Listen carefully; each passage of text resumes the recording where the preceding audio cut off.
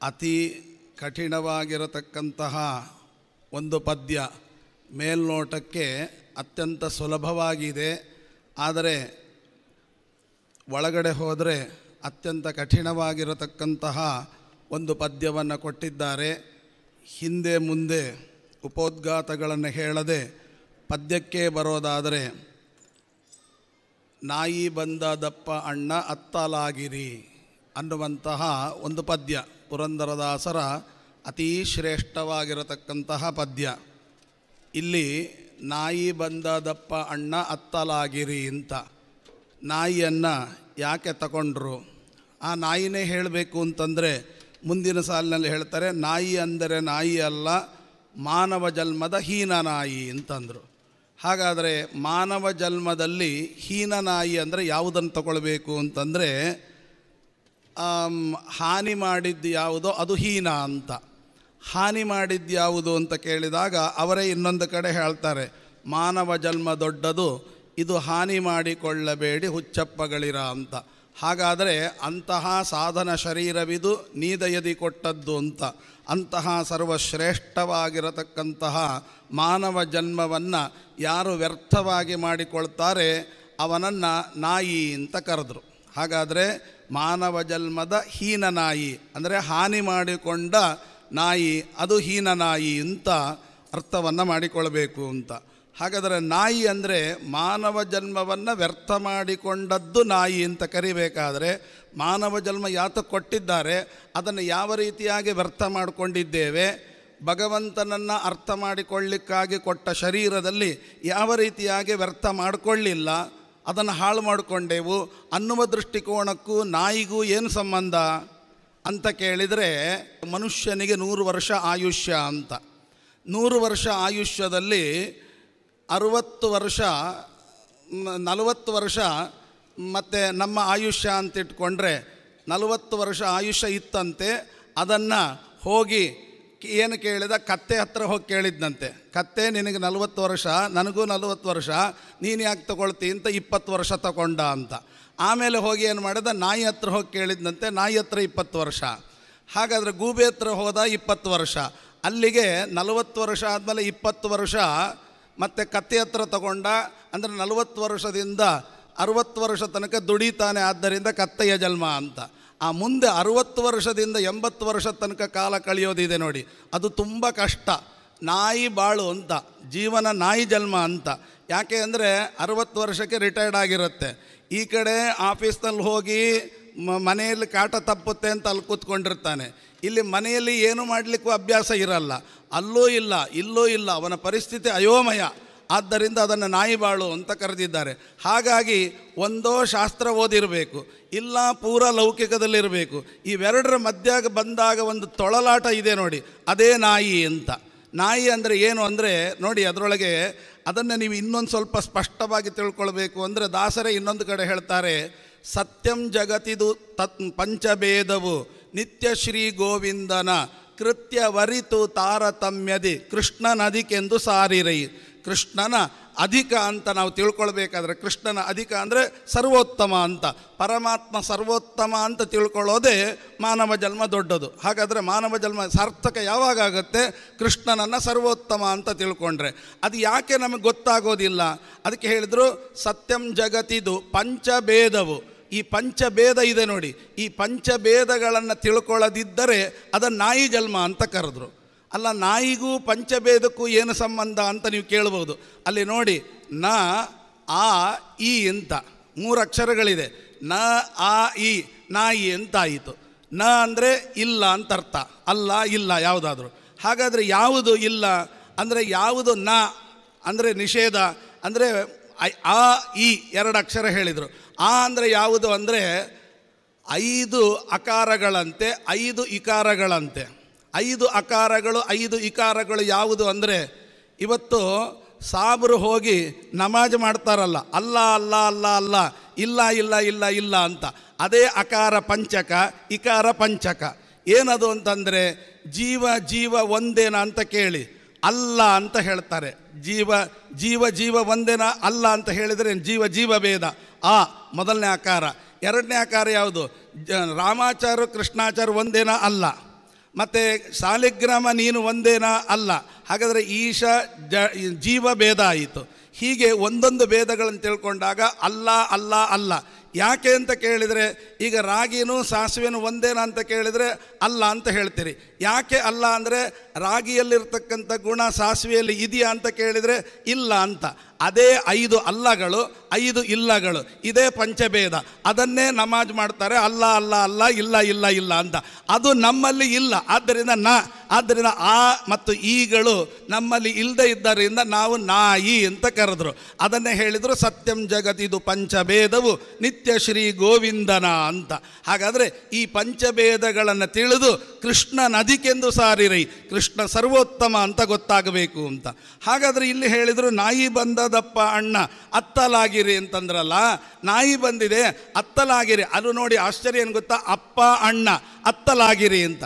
ಯಾಕೆಂದರೆ ಒಂದು ರೀತಿಯಲ್ಲಿ ಪಂಚಭೇದಗಳನ್ನು ಸರಿಯಾಗಿ ಅರ್ಥ ಮಾಡಿಕೊಳ್ಳದಿದ್ದಂಥ ನಾಯಿಗಳು ನಾವು. ಅದರಿಂದ ಸರಿಯಾಗಿ ಅರ್ಥ ಮಾಡಿಕೊಳ್ಳಿಲ್ಲ. ನಾಯಿ ಅಂದರೆ ಗಾಬರಿ ಆಗಬೇಕಾಗಿಲ್ಲ, ಪಂಚಭೇದಗಳ ಜ್ಞಾನ ಇಲ್ಲ ಅಂತ ಅರ್ಥ. ಹಾಗಾದ್ರೆ ನಾಯಿ ಬಂದದಪ್ಪ. ಈಗ ಯಾರು ಚೆನ್ನಾಗಿ ಆ ಪಂಚಭೇದಗಳನ್ನು ಅರ್ಥ ಮಾಡಿಕೊಂಡವರು ಯಾರು? ಇಬ್ಬರೇ. ಒಬ್ಬರು ಅಪ್ಪ ಅಣ್ಣ. ಅಪ್ಪ ಅಣ್ಣ ಅಂದರೆ ಯಾರು? ಈಗ ಇಲ್ಲಿ ಸದ್ಯಕ್ಕೆ ನಮಗೆ ಅಪ್ಪ ಅಣ್ಣ ಅಂದರೆ ಯಾರು? ಅಂದರೆ ಅಪ್ಪ ಅಂತಂದರೆ 2 ಪಕಾರಗಳು ಇದೆ. 2 ಪಕಾರಗಳು ಒಟ್ಟಿಗೆ ಕೂಡಿದಂಥದ್ದು ಯಾವುದು ಅದು ಅಂತ ಅರ್ಥ. ಅಪ್ಪ ಅಂದರೆ ಯಾರು ಅಂತಂದರೆ 2 ಪಕಾರಗಳು ಹಿಂದೆ ಬರ್ತಿದ್ದಾರೆ ನೋಡಿ, ಪರ್ಯಾಯ ಪಲಿಮಾರು ಮಠ ಅಂತ 2 ಪಕಾರಗಳಿದೆ. ಅಪ್ಪ ಅಂದರೆ ನಮ್ಮ ಪಲಿಮಾರು ಸ್ವಾಮಿಗಳವರು ಅಂತ ಅರ್ಥ. ಆ ಅಂತಂದರೆ ಇನ್ನೊಬ್ಬರು ಕೂತಿದ್ರು, ಯಾರು? ಅಣ್ಣ ಅಂದರೆ ಅದಮಾರು ಮಠದವರು ಅಂತ ಅರ್ಥ. ಅವರು ಅಪ್ಪ ಅಣ್ಣ ಇದ್ದಾರೆ, ಚೆನ್ನಾಗಿ ಪಂಚಭೇದವನ್ನು ತಿಳಿದವರು ಇದ್ದಾರೆ, ಅವರು ಬಂದಿದ್ದಾರೆ. ನೀವೆಲ್ಲ ಅತ್ತಲಾಗಿರಿ ಅಂದರೆ ಸೈಡಿಗೆ ಹೋಗ್ರಿ ಅಂತ ಅರ್ಥ. ನಾವೇನೂ ಉಪಯೋಗ ಇಲ್ಲ ಅಂತ ಅವರ ಕಾಲು ಹಿಡಿದ್ರೆ ಆವಾಗ ನಾವು ಕೂಡ ಪಂಚಭೇದವನ್ನು ತಿಳಿದು ಆವಾಗ ಕೃಷ್ಣನ ಅದಿಕೆಂದು ಸಾರಿರೈ, ಕೃಷ್ಣನನ್ನು ಸರ್ವೋತ್ತಮ ಅಂತ ಹೇಳಲಿಕ್ಕೆ ಸಾಧ್ಯತೆ ಇದೆ ಅಂತ. ಅದರಲ್ಲಿ ಮುಖ್ಯವಾಗಿ ನಾವು ತಿಳಿಯಲೇಬೇಕಾದ ಕೆಲವು ಅಂಶಗಳನ್ನು ನಾನು ಹೇಳ್ತೇನೆ. ಮೊದಲನೆಯ ಪದ್ಯವನ್ನು ನಾವು ನೋಡೋದಾದರೆ, ಕೊಟ್ಟ ಸಾಲವ ಕೊಡದವ ನಾಯಿ ಅಂತ. ಎರಡನೆಯ ಮಾತನ್ನು ಹೇಳ್ತಾರೆ, ಕೊಟ್ಟ ಸಾಲವ ಕೊಡದವ ನಾಯಿ, ಇಟ್ಟ ಭಾಷೆಯ ತಪ್ಪುವ ನಾಯಿ, ಕಟ್ಟೆಯ ಮೇಲೆ ಕುಳಿತುಕೊಂಡು ಅಟ್ಟಹಾಸದಿ ಬೊಗಳುವ ನಾಯಿ, ಕೊಟ್ಟು ಕುದಿಯುವ ಕೆಟ್ಟ ನಾಯಿ, ಇಟ್ಟ ಅನ್ನವ ಹಂಗಿಪ ನಾಯಿ, ಪುಟ್ಟ ಮಾತೆಯ ಗರ್ಭದಲ್ಲಿ ಕೆಟ್ಟ ಕೃತ್ಯವ ಮಾಳ್ಪವ ನಾಯಿ, ಪಟ್ಟ ಸ್ತ್ರೀಯ ಬಿಟ್ಟವ ನಾಯಿ, ಬಿಟ್ಟ ಸ್ತ್ರೀಯಳ ಆಳ್ವವ ನಾಯಿ, ದಿಟ್ಟ ಪುರಂದರ ವಿಠ್ಠಲರಾಯನ ಮನಮುಟ್ಟಿ ಭಜಿಸದೆ ಹೋದವ ನಾಯಿ ಅಂತ. ಇದಿಷ್ಟು ಆ ಪದ್ಯದ ಅರ್ಥ. ಇಲ್ಲಿ ನಾವು ನೋಡಿದಾಗ ನಾಯಿ ಬಂದದಪ್ಪ ಅಣ್ಣ ಅತ್ತಲಾಗಿರಿ. ಇಲ್ಲಿ ಅತ್ತಲಾಗಿರಿ ಅಂತ ಯಾಕೆ ಹೇಳಿದರು? ನಾಯಿ ಬಂದಿದೆ ಅಂತಂದಮೇಲೆ ನಾಯಿ ಬಂದಿದೆ ಅಂತ ಹೇಳಿದ್ರು, ನೀವು ಅತ್ತಲಾಗಿದ್ರೆ ಅದು ಬಿಡುತ್ತಾ? ಬರೋದೇ ಬಂದಿದೆ, ಈಗೇನು ಮಾಡಬೇಕೀಗ? ಅತ್ತಲಾಗಿರಿ ಅಂತನ್ನುವ ಶಬ್ದಕ್ಕೆ ಒಳ್ಳೆಯ ಅರ್ಥವನ್ನು ನೋಡೋದಾದರೆ ಈ ಹಳೆಗನ್ನಡದಲ್ಲಿ ಇದೆ. ಹಳೆಗನ್ನಡದಲ್ಲಿ ಏನಿದೆ ಅಂದರೆ, ಈ ಕನ್ನಡದಲ್ಲೇ ಮಾಮೂಲು ಕನ್ನಡದಲ್ಲೂ ಇದೆ. ಏನು ಅಂದರೆ, ಬೆತ್ತಲು ಅಂದರೆ ಏನು? ಏನೂ ಇಲ್ಲ, ನಗ್ನ ಅಂತ ಅರ್ಥ. ಏನಿಲ್ಲದೆ ಇದ್ದರೆ ಬೆತ್ತಲು ಅಂತ. ಅದಕ್ಕೆ ವಿರುದ್ಧವಾದ ಪದವೇ ಅತ್ತಲು ಅಂತ. ಅತ್ತಲು ಬೆತ್ತಲು ಅಂತ. ಅತ್ತಲು ಅಂದರೆ ತುಂಬ ಹೊದ್ಕೊಳ್ಳೋದು, ಬೆತ್ತಲು ಅಂದರೆ ಏನೂ ಇಲ್ಲ ಅಂತ ಅರ್ಥ. ಹಾಗಾದರೆ ಬೆತ್ತಲಿಗೆ ವಿರುದ್ಧವಾದ ಪದ ಅತ್ತಲು. ಹಾಗಾದರೆ ಏನು ಅರ್ಥ ಆಯಿತು? ನಾಯಿ ಬಂದದಪ್ಪ ಅಣ್ಣ ಅತ್ತಲಾಗಿರಿ. ಅತ್ತಲಾಗಿರಿ ಅಂದರೆ ಏನು? ಆ ಕಡೆ ಹೋಗ್ರಿ ಅಂತಲ್ಲ, ತುಂಬ ಹೊದ್ಕೊಳ್ರಿ. ಯಾವುದನ್ನು ಹೊದ್ಕೊಳ್ರಿ? ನಾಯಿ ಅಲ್ವಾ? ನಾಯಿ ಅಂದರೆ ಏನು? ಪಂಚಭೇದ ಇಲ್ಲ ಅಂತ ಅರ್ಥ. ಆ ಪಂಚಭೇದಗಳ ಸರಿಯಾದ ಜ್ಞಾನವನ್ನು ತುಂಬ ಹೊದ್ಕೊಳ್ರಿ ಅಂದರೆ ತಲೆ ತುಂಬಿಸ್ಕೊಳ್ರಿ ಅಂತ ಅರ್ಥ. ಆದ್ದರಿಂದ ಅತ್ತಲಾಗಿರಿ. ಯಾಕೆ ಹೇಗೆ ಅತ್ತಲಾಗಿರೋದು? ತುಂಬ ಹೊದ್ಕೊಳ್ಳೋದಾಗ ಅಪ್ಪ ಅಣ್ಣ ಇಬ್ಬರು ಬಂದಿದ್ದಾರೆ, ಅವರಿಂದ ನೀವು ಅರ್ಥ ಮಾಡ್ಕೊಳ್ಳಿ. ಇಲ್ಲಿ ಅಪ್ಪ ಅಂದರೆ ಏನು ಅರ್ಥ? ಅದು ವಿದ್ಭುತವಾದ ಒಂದು ಹೇಳಿದೆ. ಪಲಿಮಾರ ಸ್ವಾಮಿಗಳವರು ಅದಮಾರ ಸ್ವಾಮಿಗಳವರು ಇದ್ದರು, ಆದ್ದರಿಂದ ಹೇಳಿದೆ. ಆಗ ನಿಜವಾಗಿ ಇಲ್ಲಿ ಒಳಗಿನ ಅಭಿಪ್ರಾಯ ಏನಂತ ಅರ್ಥ ಮಾಡ್ಕೊಳ್ಬೇಕು. ಅಪ್ಪ ಅಣ್ಣ ಅಂದರೆ ಯಾರು ಅಂತಂದರೆ, ಅಪ್ಪ ಅಂತಂದರೆ ಒಂದು ಪ ಅಂದರೆ ಪರಮಾತ್ಮ, ಇನ್ನೊಂದು 2 ಪಕಾರಗಳಿದೆ ನೋಡಿ ಅಪ್ಪ ಅನ್ನುವಲ್ಲಿ. ಇನ್ನೊಂದು ಪ ಅಂದರೆ ಪವನ ಅಂತ ಅರ್ಥ, ವಾಯುದೇವರು ಅಂತ ಅರ್ಥ. ಹರಿ ಸರ್ವೋತ್ತಮ, ವಾಯು ಜೀವೋತ್ತಮ, 2 ಜ್ಞಾನಗಳಿಗೆ 2 ಪಕಾರಗಳು ಸೇರಿದರೆ ಅಪ್ಪ ಅಂತ. ಅದು ಆಸಮಂತ ಪೂರ್ಣ ತಲೆಯಲ್ಲಿ ಹರಿಯೇ ಸರ್ವೋತ್ತಮ, ವಾಯುವೇ ಜೀವೋತ್ತಮ ಎಂಬ ಜ್ಞಾನವನ್ನು ಯಾರು ಮಾಡಿಕೊಂಡಿದ್ದಾರೆ ಅವರನ್ನು ಅಪ್ಪ ಅಂತ ಕರೀತಾರೆ. ಇನ್ನು ಅಣ್ಣ ಅಂತ ಉಂಟು. ಅಣ್ಣ ಅಂದರೆ ಏನು ಅಂತಂದರೆ, ಇಲ್ಲಿ ಅಣ್ಣ ಅನ್ನುವ ಶಬ್ದಕ್ಕೆ ನಕಾರಕ್ಕೂ ಅಭೇದ. ಅಣ್ಣ ಅನ್ನುವ ಶಬ್ದಕ್ಕೆ ಅನ್ನ ಅಂತ ಅರ್ಥ. ಅನ್ನ ಅಂದರೆ ಏನು? ಅತ್ತುಂ ಯೋಗ್ಯಂ ಅನ್ನಂ ಅಂತ ಅರ್ಥ. ಅತ್ತುಂ ಯೋಗ್ಯಂ ಅನ್ನಂ ಅಂದರೆ ತಿನ್ನಲಿಕ್ಕೆ ಯೋಗ್ಯವಾದದ್ದು ಅಂತ ಅರ್ಥ. ಅಣ್ಣ ಅಂದರೆ ಅನ್ನ, ಅನ್ನ ಅಂದರೆ ತಿನ್ನಲಿಕ್ಕೆ ಯೋಗ್ಯ. ತಿನ್ನಲಿಕ್ಕೆ ಯೋಗ್ಯ ಅಂದರೆ ಏನು? ಈಗ ಹರಿಯೇ ಸರ್ವೋತ್ತಮ ವಾಯುವ ಜೀವೋತ್ತಮ ಎನ್ನುವ ಜ್ಞಾನ ಇದು ಯಾರು ಕೊಡಬೇಕು? ಅಣ್ಣ ಕೊಡಬೇಕು. ಅಣ್ಣ ಅಂದರೆ ಯಾರು? ಅತ್ತುಂ ಯೋಗ್ಯಂ ಅಂದರೆ ಯಾರಿಗೆ ಕೊಡಲಿಕ್ಕೆ ಯೋಗ್ಯತೆ ಇದೆಯೋ ಅವರು ಕೊಡಬೇಕು. ಯಾರ್ಯಾರೋ ಕೊಟ್ಟರೆ ಸಾವಿರಾರು ಜನ ಕೊಡ್ತಾರೆ, ನಾ ಕೊಡ್ತೀನಿ ಅಂತ. ಯಾರು ಕೊಟ್ಟರು ಉಪಯೋಗ ಇಲ್ಲ, ಕೊಡುವವರು ಕೊಟ್ಟರೆ ಅಂದರೆ ಯೋಗ್ಯ ಗುರುಗಳನ್ನು ಆರಿಸ್ಕೊಳ್ಳಿ. ಯೋಗ್ಯ ಗುರುಗಳನ್ನು ಆರಿಸಿಕೊಂಡ್ರೆ ಅವರು ನಮಗೆ ಅತ್ತಲು ಮಾಡ್ತಾರೆ, ಅಂದರೆ ಚೆನ್ನಾಗಿ ಹೊದಿಸ್ತಾರೆ, ತಲೆ ತುಂಬಿಸ್ತಾರೆ. ಆದ್ದರಿಂದ ಏನು ಹೇಳಿದರು? ನಾಯಿ ಬಂದದಪ್ಪ ಅಣ್ಣ ಅತ್ತಲಾಗಿರಿ. ಕೊಟ್ಟ ಸಾಲವ ಕೊಡದವ ನಾಯಿ. ಸಾಮಾನ್ಯ ಮೇಲ್ನೋಟಕ್ಕೆ ಏನರ್ಥ? ನಾವೇನೋ ದುಡ್ಡು ಕೊಟ್ಟಿದ್ದೀವಿ, ಸಾಲ ಕೊಡಲಿಲ್ಲ, ಬಾಯಿಗೆ ಬಂದಾಗ ಬೈತೀವಿ, ಯಾವಾಗ ಸಾಲ ಕೊಡ್ತೀರಿ ಹಾಗೆ ಹೀಗೆ ಅಂತ ಕೇಳ್ತೀವಿ. ಆದರೆ ಇಲ್ಲಿ ಕೊಟ್ಟ ಸಾಲ ಅಂದರೆ ಯಾವುದು? ಇದೆಲ್ಲ ಅಲ್ಲ.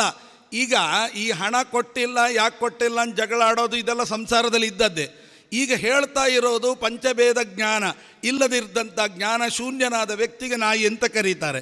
ಅವನಿಗೂ ಕೊಟ್ಟ ಸಾಲಕ್ಕೂ ಸಂಬಂಧ ಏನು ಅಂತಂದರೆ, ಕೊಟ್ಟ ಸಾಲ ಈ ಪಂಚಭೇದ ನೋಡಿ, ಜೀವ ಭೇದ ಉಂಟು, ಜೀವ ಜಡ ಭೇದ ಉಂಟು, ಜಡ ಭೇದ ಉಂಟು, ಜಡ ಈಶ ಭೇದ ಉಂಟು. ಇವುಗಳ ಜ್ಞಾನ ಸರಿಯಾಗಿ ಆಗಿದ್ದರೆ ನಮ್ಮಿಂದ ಕೊಟ್ಟ ಸಾಲವ ಕೊಡದವ ನಾಯಿ ಆಗ್ತಾ ಇರಲಿಲ್ಲ. ಯಾವುದು ಕೊಟ್ಟ ಸಾಲ? ಇವತ್ತು ಉದಾಹರಣೆಗೆ ನಿಮಗೆ ಹೇಳಬೇಕಾದ್ರೆ ಇವೆಲ್ಲ ದುಡ್ಡಿನ ಬಿಡಿ, ನಿಜವಾಗಿ ಜೀವನದಲ್ಲಿ ಯಾವುದು ಸಾಲ ನೋಡಿ. ನಮ್ಮ ಹಿರಿಯರು ನಮಗೆ ಕಲಿಸಿಕೊಟ್ಟದ್ದು ಪ್ರತಿನಿತ್ಯ ಸಂಧ್ಯಾ ವಂದನೆ ಮಾಡಬೇಕು. ಆದರೆ ನಾವು ಸಂಧ್ಯಾ ವಂದನೆ ಇಷ್ಟ ಇದೆಯೋ ಇಲ್ವೋ, ನಾವು ಮಕ್ಕಳಿಗಾಗಿ ಆದರೂ ನಾವು 3 ಹೊತ್ತು ಸಂಧ್ಯಾ ವಂದನೆ ಮಾಡಬೇಕು. ಯಾಕೆ? ನಾಳೆ ನಮ್ಮ ಮಗ ನೋಡಿಬಿಟ್ಟು 3 ಹೊತ್ತು ಸಂಧ್ಯಾ ವಂದನೆ ಮಾಡಬೇಕು ಎಂಬ ತಿಳುವಳಿಕೆನೇ ಮರ್ತೋಗ್ಬಿಡ್ತಾನೆ. ಇಲ್ಲ, ಮಾಡೋದೇ ಇಲ್ಲ, ಧೈರ್ಯ ಅವನಿಗೆ. ಯಾಕೆ? ನಮ್ಮಪ್ಪನೇ ಮಾಡಲ್ಲ, ನಾನು ಯಾಕೆ ಮಾಡಬೇಕು ಅಂತ. ಹಾಗಾದರೆ ನಮ್ಮ ಹಿರಿಯರು ಕೊಟ್ಟ ಸಾಲ ಅದನ್ನು ನಾವು ತೀರಿಸದಿದ್ದರೆ, ನಾವು ಸಮಾಜಕ್ಕೆ ಕೊಡದಿದ್ದರೆ ಎಷ್ಟು ದೊಡ್ಡ ಸಾಲಗಾರರಾಗ್ತೀವಿ. ಕೊಟ್ಟ ಸಾಲವ ಕೊಡದವ ನಾಯಿ ಎಂದರು. ನಾಯಿ ಅಂದರೆ ಪಂಚಭೇದ ಜ್ಞಾನ ಇಲ್ಲ, ಅದಕ್ಕೆ ನೀನು ಕೊಟ್ಟಿಲ್ಲ.